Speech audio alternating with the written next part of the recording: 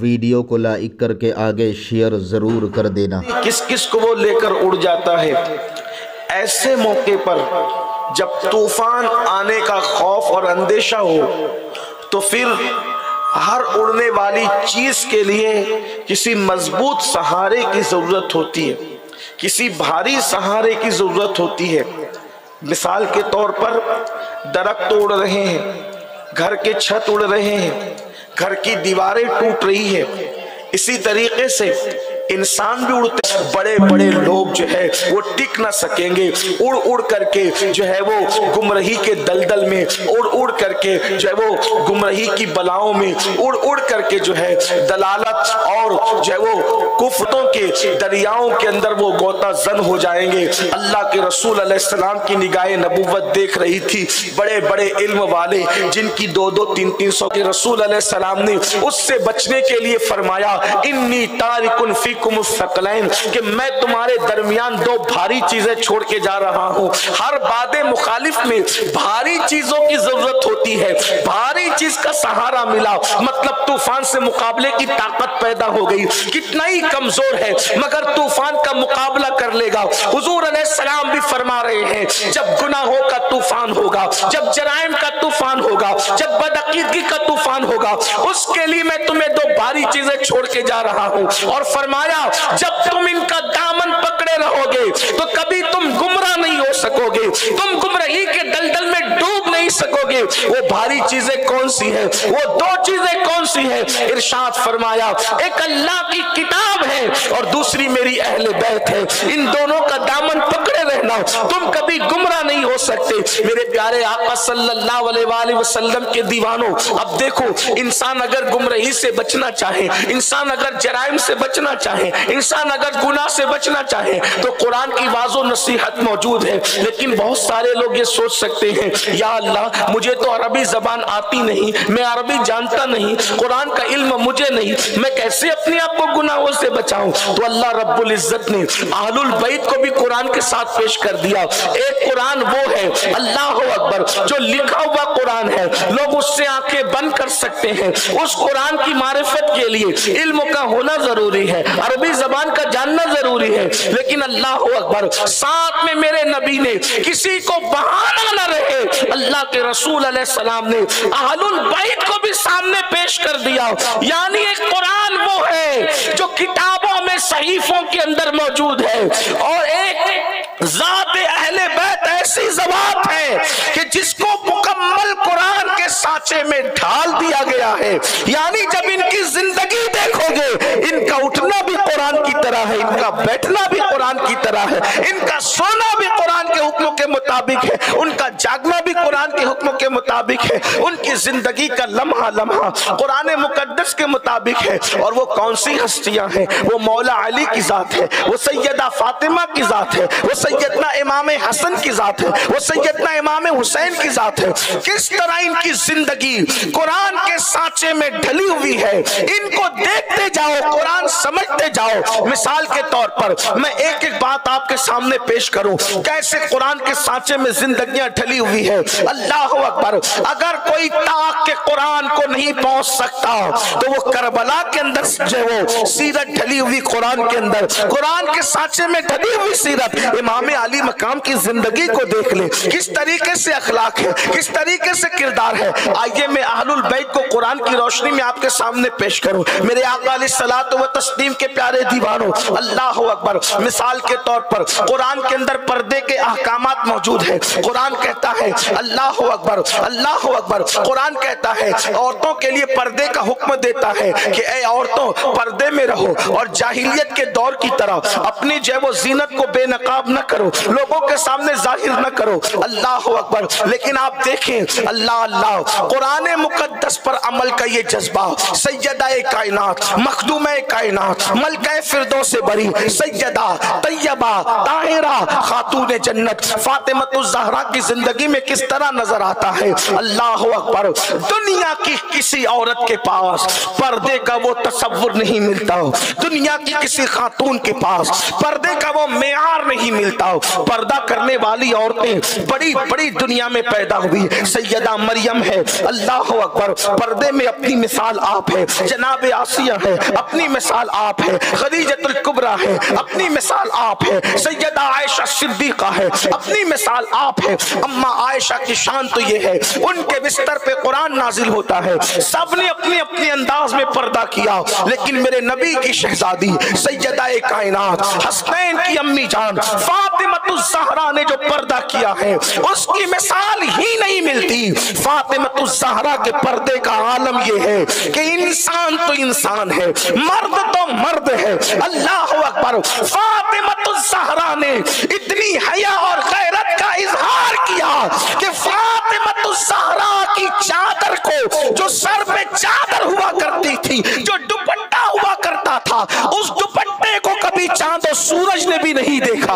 अल्लाह अकबर। जिसने चांद और सूरज से अपने दुपट्टे की हिफाजत की है उसे नबी की शहजादी सैयदा फातिमा कहा जाता है। मेरे इमाम कहते हैं जिसका आंचल न देखा महो मैंने, जिसका आंचल न देखा महो मैंने, उस रिदाए नज़ाहत पे लाखों सलाम। अल्लाह अकबर। अंदाजा फरमाए है दुनिया में कोई ऐसी खातून कि जिसके सर के बालों को नहीं गया कहा जा रहा है, बाल नहीं, जिसके सर का दुपट्टा कोई मर्द तो मर्द है, चांद और सूरज ने भी कभी नहीं देखा। सुभान अल्लाह। ये अहलुल बैत है, ये रसूलुल्लाह के घर वाले हैं। अब यहाँ पहुंच करके औरतों को पैगाम मिलता है कि जब रसूलुल्लाह की शहजादी के सर के दुपट्टे को चांद और सूरज नहीं देख पा रहे हैं, अगर आज हमारी बेटियां मुंह खोलकर और सर खोलकर अगर बाजारों में जा रही है तो फिर हम हुसैनी कब से होने लगे? हुसैनियत तो ये है कि सर के दुपट्टे को चांद और सूरज न देखे,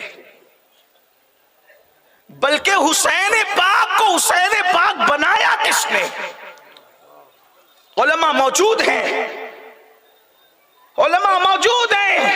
इमाम हुसैन जैसा कारनामा उनके बाद आज तक किसी की जिंदगी में नजर नहीं आता। जोहद मुसलसल, गैरत व वफा, इश्क मोहब्बत की इंतहा और इनकलाब की अजीम आवाज को इमाम हुसैन कहते हैं, जिसने पूरे दीन के सिस्टम को क़यामत तक महफूज कर दिया, उसको इमाम हुसैन कहते हैं। लेकिन मैं बड़ी जिम्मेदारी से अर्ज करूं, अगर उस हुसैन को किसी ने हुसैन बनाया है तो उस जात को सैयदा फातिमतुज़ ज़हरा के। सुभान अल्लाह। नारे तकबीर, नारे रिसालत। लोग कहते हैं कि अब इमाम हुसैन जैसा बेटा पैदा नहीं हो सकता। मैं कहता हूं बिल्कुल नहीं हो सकता। उसकी वजह यह है कि हुसैन की पैदाइश के लिए कोई फातिमा जैसी माँ चाहिए और अली जैसा बाबा चाहिए, और फातिमा जैसी माँ के लिए कोई मोहम्मदुर रहिए। जब मोहम्मदुर रसूलुल्लाह दूसरा नहीं हो सकता तो दूसरी फातिमा नहीं हो सकती, और जब दूसरी फातिमा नहीं हो सकती तो दूसरा हुसैन नहीं हो। सुभान अल्लाह।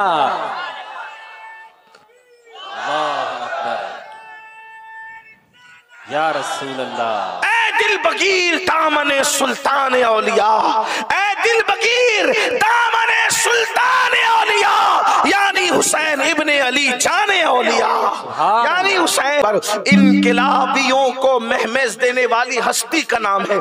इमाम हुसैन किस चीज का नाम है? बल्कि पूरी दुनिया में करबला के बाद जो भी इनकिलाब पैदा हुआ है, जो भी बातिल के खिलाफ खड़ा हुआ है, आप देख लें, आप देख लें, उसके अंदर हुसैनियत आपको नजर आएगी, उसका ताल्लुक इमाम हुसैन से नजर आएगा। हर इनकिलाबी इमाम हुसैन से जुड़ा हुआ नजर आएगा। आप देखें दुतों के खिलाफ, बातिल के खिलाफ, वो कहीं ना कहीं से इमाम हुसैन से जुड़ा होगा। या तो नस्ल नसब के एतबार से जुड़ा होगा, खानदान के एतबार से जुड़ा होगा, या फिर सिलसिले के एतबार से जुड़ा होगा, या दिल के एतबार से जुड़ा होगा, या कल्ब के एतबार, लेकिन जिसका ताल्लुक कल्बी तौर पे इमाम हुसैन से था वो इमाम अहमद इब्न हंबल हुकूमत वक्त के खिलाफ उठ करके खड़े हुए। वो कौन थे? वो हुसैनी थे कि नहीं थे? इसी तरीके से आप देखें, जब फलसफा मुकम्मल तौर पर जादू की तरह सर चढ़ के बोल रहा था, हुज्जतुल इस्लाम इमाम गजाली खड़े हुए, वो कौन थे? हुसैनी थे कि नहीं थे? इसी तरीके से जिस वक्त तो दीन को मिटाया जा रहा था उस वक्त तो गौसे आजम की शक्ल में बगदाद में जो ताजदार खड़ा हुआ वो हुसैनी थे कि नहीं थे?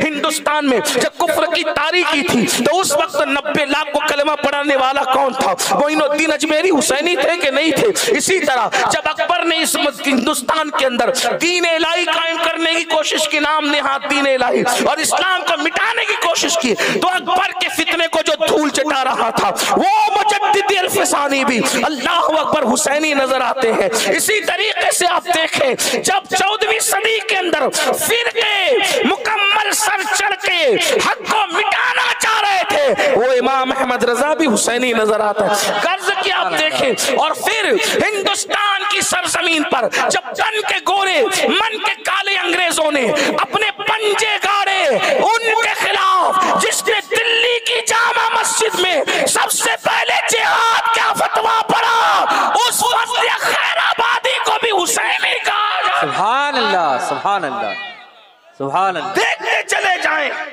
जितने इनकलाबी है सब हुसैनी है, इसलिए कि इमाम हुसैन हक की उस आवाज का नाम है, न किस उनको कोई मिटा सका, न कोई मिटा सकता है। लेकिन हमारा क्या, हम तो हुसैनी कहलाए, मगर हमने हुसैनियत को खिचड़े और शरबत में महदूद कर दिया।